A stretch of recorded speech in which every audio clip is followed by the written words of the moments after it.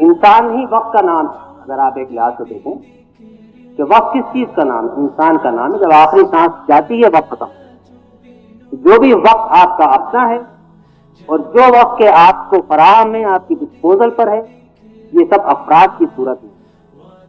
اب یہ وقت جو ہے آپ کے پاس جو افراد کی صورت میں ہے، یہ وقت تو ایک کوالٹی کا وقت نہیں ہے، ایک کوالٹی کے انسان نہیں ہے۔ اللہ تعالیٰ نے سارے انسانوں کو باٹا فیکٹری کے جوتوں کی طرح ایک سائز اور ایک شیپ کا نہیں پیدا کیا، بلکہ ہر انسان دوسرے سے مختلف ہے۔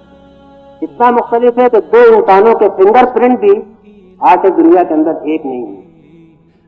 اربوں انسان پیدا ہوئے مر گئے، لیکن دو انسانوں کے فنگر پرنٹ، انگلی کے چھاپ جو ہے وہ بھی ایک جیسا نہیں ہوا، دو ہمیشہ مختلف ہے۔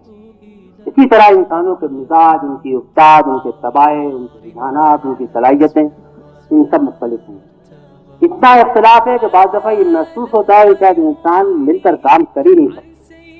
اور یہ تو اللہ تعالیٰ نے بڑی حیرت انگیز چیز پیدا کی ہے کہ اس نے خاندان اور جماعتیں اور سوسائٹی اور معاشرے ایسی ضرورتیں پیدا کر دی کہ اتنے مختلف نو افراد مل کر ایک جماعت اور تنظیم بنا دی۔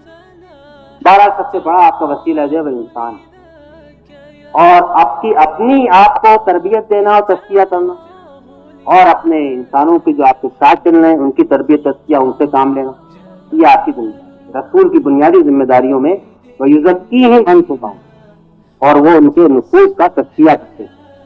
انسان اگر بہتر بنیں گے، کارآمد بنیں گے، تو آپ کا کام بہتر ہوگا۔ انسان اسی مقام پہ رہیں گے جہاں پر آج سے 10 سال پہلے تھے، آپ کا کام بھی وہیں رہے گا جہاں 10 سال پہلے تھا۔ آپ خود آج بھی وہی ہوں گے جو آج سے 10 سال پہلے تھے، تو آپ کا کام آپ سے آگے کیسے بڑھا؟ جس طرح آپ کو 10 سال پہلے جو آپ کی صلاحیت تھی، جو آپ کی استعداد تھی، جس طرح آپ کی کارکردگی تھی، وہی آج 10 سال بعد ہے، تو لازمان ہے کہ آپ کا کام بھی وہیں رہے گا۔ اس لیے کام تو آپ کریں گے، فرشتے آ کے نہیں کریں گے۔ آپ کا کام بھی اسی جگہ رہے گا جہاں پر سے وہ کام شروع میں تھا۔